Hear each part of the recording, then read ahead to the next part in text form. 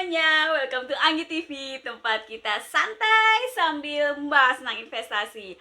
Video kali ini spesial, aku bikin mendadak gitu ya untuk bahasin Goto, G-O-T-O, karena kemarin itu baru aja aku dapat kabar, kan heboh gitu mulai beredar. Mungkin kalian juga pada dengar bahwa Goto memulai IPO-nya setelah bergosip lama. Ingat dulu waktu buka IPO.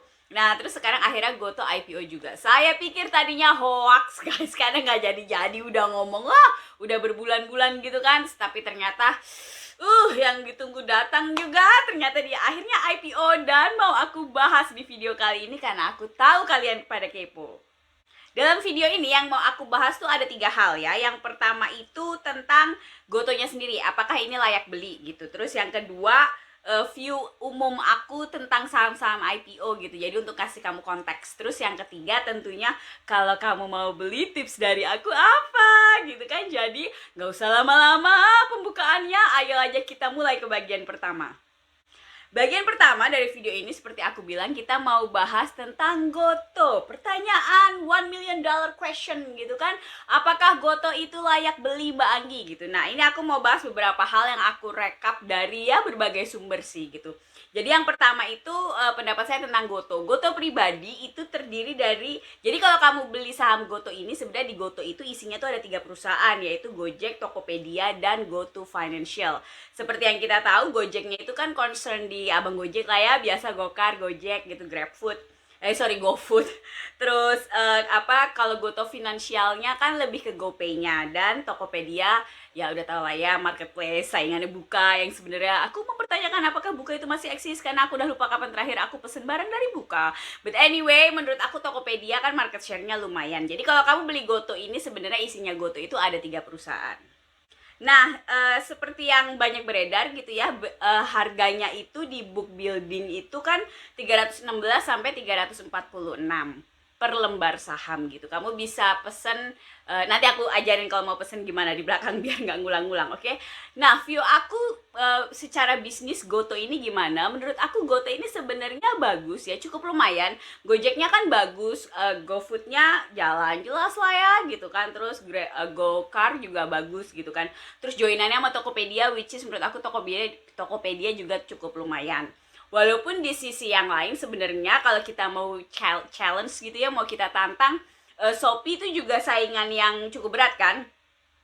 Dari Shopee Food dia banyak bakar duit lah ya si Shopee-nya, intinya harganya lebih murah. Terus terang saya pribadi lebih sering pakai GrabFood daripada GoFood karena nggak tahu kenapa kalau saya bandingin, kok sekarang Gojek tuh semua semua servisnya itu dari Gojeknya, Gokarnya, GoFoodnya itu kalau saya bandingin ke Grab, saya biasa kan kita gitu, kamu gitu gak? Kamu punya banyak aplikasi, mau pesen apa terus kamu bandingin harganya pada saat kamu mau pesen itu, terus kamu pakai yang paling murah. Nah, berdasarkan iseng-iseng aku lihat history transaksiku, itu ternyata aku lebih banyak pakai GrabFood. But anyway, gitu, tetap saja menurut aku sih tetap secara bisnis Gojek ini cukup baik lah ya, Goto ini cukup oke. Satu hal yang perlu dicatat, statement aku tadi itu pendapat aku pribadi. Aku nggak ngoprek kayak bener-bener laporan keuangannya aku bacain satu demi satu, terus terang aja ya gitu. Dan informasi yang aku kasih ini berdasarkan informasi yang beredar di publik gitu loh. Jadi maksudnya nggak ada yang bisikin aku atau aku chattingan sama Nadim yang bikin Gojek itu, enggak. Jadi ini hanya pendapat aku sebagai ya awam-awam banget sih enggak, tapi aku juga bukan yang super ahli dalam menilai sebuah perusahaan. Jadi untuk kasih kamu gambaran aja, oke? Sekarang kita masuk ke bagian kedua dari video ini yang tadi aku sebut di awal. Pendapat aku tentang saham IPO. Aku sendiri terus terang itu bukan fans membeli saham IPO. Ini terus terang aja gitu. Kalau kamu mau tahu pengalaman aku beli saham IPO, tapi ini zaman jebot ya, belum zaman IPO yang pakai web. Nanti aku bahas lebih lanjut masalah IPO. Kalau kamu mau tahu pengalaman aku tentang beli IPO dan ya pendapat aku tentang hal-hal itulah gitu, itu kamu bisa cek ke video ini. Ini video lama, aku udah bikin mungkin hampir kayak 6 bulan yang lalu, whatever. Tapi menurutku masih viewku sebenarnya tidak berubah tentang IPO. Kalau aku punya nasabah, itu biasanya aku saranin untuk tidak terlalu bersemangat atau tidak terlalu lebay dalam membeli saham IPO. Karena IPO itu teman-teman datanya itu sangat terbatas. Jadi kalau kita analisa saham di market itu kan dasarnya kan ada 2 ya, technical analysis sama fundamental analysis. Nah, kalau technical analysis itu kita analisa pakai pergerakan harga, price action. Itu berarti kita ngelihat pergerakan harga di market, harganya naik turunnya di berapa, terus juga volume dan indikator yang lain itu diolah berdasarkan dua data itu sebenarnya. Yang jadi masalah dengan saham IPO itu karena dia nggak ada track recordnya gitu kan, baru mau beredar di market kan ceritanya gitu, jadi technical analysis itu sama sekali nggak jalan. Nah, untuk fundamental analysis sendiri itu juga agak susah, soalnya yang kita punya itu hanya data yang dipublish pertama gitu kan. Jadi kayak misalnya ini nih, Goto mau IPO itu prospektusnya itu cuma itu doang data yang kita punya gitu. Laporan keuangannya hanya fix pada saat dia mau IPO. Sedangkan analisa fundamental sendiri itu kalau sahih, maksudnya cukup valid gitu ya analisanya, itu kita nggak bisa berpatokan kepada sebuah laporan keuangan.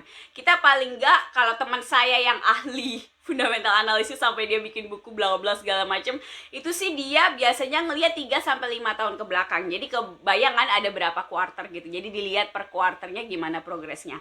So, kalau saham mau IPO cuma satu laporan keuangannya, ya maaf, datanya juga kurang. Jadi fundamental analisisnya juga dipertanyakan. Dan ya best practice-nya nih ya, aku bilangin kalau perusahaan itu mau IPO itu kan dibikin lah ya underwriter itu kan yang bantuin dia publish gitu kan, yang bantuin dia IPO, itu pastiin somehow ya, kayak kamu punya barang jualan itu pasti kan dibagus-bagusin. Kamu nggak bakal bilang ke orang ini sebenarnya buluk loh, yang bagus tuh cuma casingnya doang gitu. Saya nggak bilang fotonya buluk, jangan salah sangka gitu, tapi logikanya orang dalam dalam menawarkan barang jualannya pasti seperti itu. Kenapa satu laporan keuangan itu dalam tanda kutip tidak akan berarti apa-apa tanpa perbandingan progresnya bagaimana ke depannya. Jadi itu ya, udah tahu ya view aku tentang saham IPO, oke? Jadi yang jadi masalah dengan ketidakcukupannya data untuk menganalisa secara technical analysis dan fundamental analysis ini, makanya menurut saya resikonya itu sangat sulit untuk diprediksi. Kenapa aku tidak terlalu senang merekomendasikan atau ikut hura-hura gitu ya dengan adanya IPO di market, itu aja. Nah, sekarang pertanyaannya yang paling penting di bagian ketiga kan, dan ini pasti yang kamu juga tanyain. So, Mbak Anggi, gimana kalau aku mau beli Goto? Enaknya beli apa enggak? Saran-sarannya apa? Tipsnya apa? Ini mau aku bahas habis ini, oke? Kalau kamu mau beli Goto, yang jelas itu kamu belinya dari eipo.co.id. Nanti aku taruh di samping nama websitenya. Jadi ini sebenarnya adalah website yang dibikin oleh BI untuk memfasilitasi kita retail untuk beli saham IPO. Dan katanya sih ini untuk demi transparansi gitu, biar ketahuan siapa aja yang beli dan nanti pembagiannya katanya adil gitu kan ya. Walau alam gitu kan, moga-moga adil. Tapi saya boleh bilang dengan adanya EIPO ini sekitar kayak 2-3 tahun lalu, mungkin kayak sebelum corona, aku agak lupa kapan, tapi pokoknya ini baru banget, baru kemarin sore. Dengan adanya EIPO ini sangat memudahkan kita dari pihak sekuritas untuk memfasilitasi nasabah itu ikut IPO. Karena kalau zaman dulu tuh semua data yang kamu tulis di website itu kamu pakai form manual, ada materainya dikirim pakai JNE, terus nanti di kantor pusat itu numpuk, udah kayak apaan tahu kalau punya kamu tuh cuma selembar hilang atau digondol tikus atau apa gitu ya buat bungkus gorengan, itu nggak ada yang tahu. Jadi dengan adanya EIPO ini sangat memudahkan proses administrasi di belakang IPO. Itu kenapa sekarang orang lebih gampangan ikut IPO, jadi kamu tinggal login ke website itu tadi, terus udah tuh ikutin aja petunjuknya di situ. Dan beberapa sekuritas juga aplikasinya itu sudah connect sama EIPO. Jadi kamu bisa beli Goto EIPO, maksudnya kamu bisa beli saham EIPO tanpa harus ke website, kamu bisa beli juga dari aplikasi.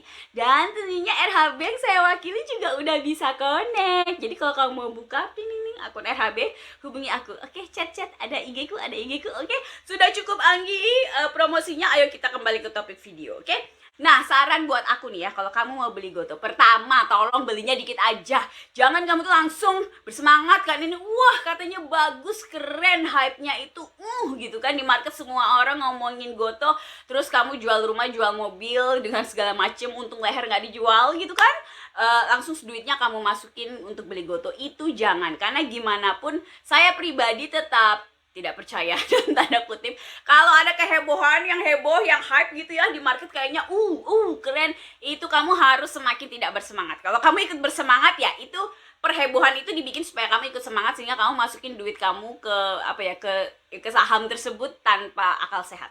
Jadi saya tetap menyarankan kalau mau beli ya belinya dikit aja, jangan kemaruk. Jangan menghayal bahwa Goto ini akan menjadi tiring ting lalu kamu menjadi miliarder karena beli Goto 10 hari ARA. Dan kayak ingat waktu buka ada nasabah heboh gitu ya di grup nasabah saya waktu buka itu karena hype-nya memang luar biasa.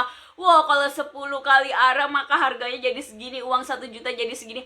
Kalau itu harapan kamu di Goto, tolong istighfar, kembali ke agama masing-masing, berdoa kepada Tuhan, apapun yang bisa kamu lakukan untuk menenangkan diri sendiri karena itu nggak ada gunanya, oke? Jadi jangan halu. Kedua, kenapa? Ini saran kedua ya, kenapa aku saranin belinya dikit? Karena kamu harus ngerti resikonya beli saham IPO, which is tadi aku mention sebelumnya kan, pandangan aku tentang saham IPO bahwa resikonya itu tidak terukur. Jadi ya belinya dikit aja gitu. Jadi kan daripada penasaran, biasanya newbie tuh gitu, kalau disuruh nggak beli, wah tapi penasaran banget teman saya pada beli gitu. Jadi ya aku biasanya udah beli dikit aja, tapi kalau misalnya turun tuh jangan ditangisin gitu ya. Terus tips saya yang ketiga itu adalah tolong kalau udah hijau dijual ya gitu. Walaupun ya itu tadi balik lagi, jangan halu, oke? Jangan bayangin yang kayak wow bakal 10 hari ARA lalu duit 1 juta jadi 1 miliar. No, jangan mikirnya kayak begitu ya. Kalau kamu bener-bener mau jadi investor saham kawakan, bener-bener membangun wealth, membangun kekayaan dari saham, tolong mikirnya jangan kayak gitu tentang bursa ya, tentang saham, karena itu nanti sangat merusak mindset kamu tentang investasi itu sendiri. Jadi on recap ya, kalau kamu mau beli Goto silakan beli Goto, belinya dikit, kalau udah cuan dijual, terus tolong ngerti resikonya gitu ya, jangan kemaruk itu. Terus biasanya ada yang nanya gini nih, mbak, gimana kalau aku tuh males ikut EIPO atau uangku tuh belum turun atau bagaimana, aku belinya nanti hari pertama aja gitu kan.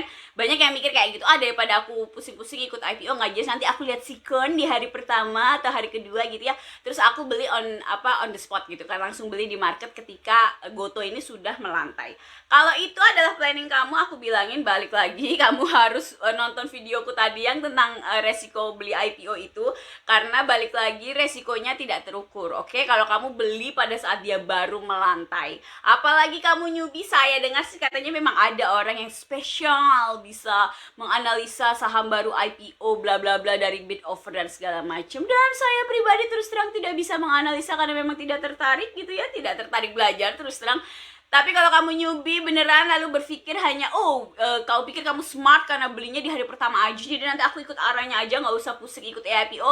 Kalau itu planning kamu, aku sarankan tolong jangan, untuk keselamatan dompet dan jiwa raga kamu gitu ya, supaya kamu umur panjang di bursa gitu, lebih baik jangan gitu. Karena beneran deh kalau beli di hari pertama itu beneran itu nggak bisa diprediksi harga mau kemana, suka-suka udel yang di belakang gitu ya, para pemain besar itu. Kita retail biasanya 9 dari 10 akan selalu menjadi korban. Oke? Jadi be smart investor, jangan ke bawah halu, jangan ke bawah hype. Oke?